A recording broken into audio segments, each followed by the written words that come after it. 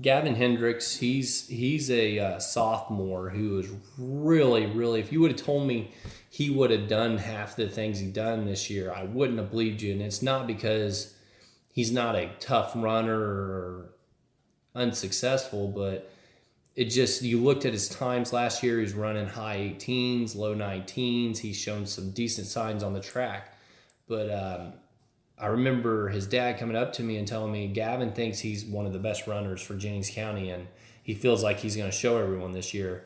And man, I'm glad Gavin decided to show us that he's a elite runner. This kid could be the number one runner for a lot of other schools, but Gavin has made a decision to stay right here to show everyone that he's a Jennings County runner. He's not afraid to compete. His legs are like the size of like two semi trucks as far as his stride length goes. And he is absolutely fun to watch race. His pace is brutal. He doesn't care if he runs a bad 1,000. He breaks it down, knows he's got 4 more to go. He doesn't overthink the race. He sets back and he just stretches the legs out and he just goes.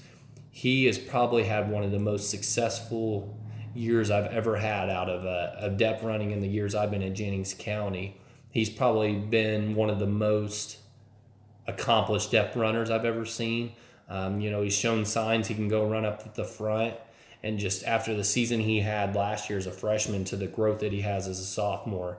And I mean, I'm sure he's grown 7 or 8 inches, it seems like, but just the season Gavin's had has been phenomenal.